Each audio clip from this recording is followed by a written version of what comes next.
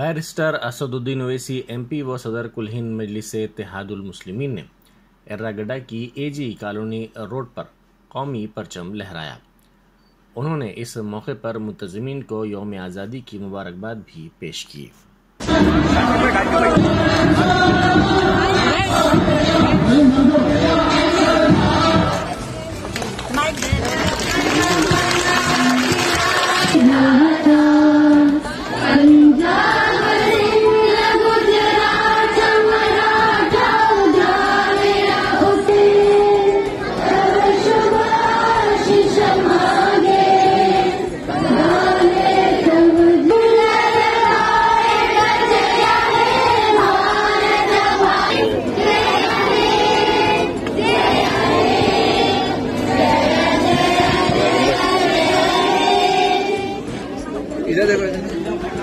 इधर देखो जी।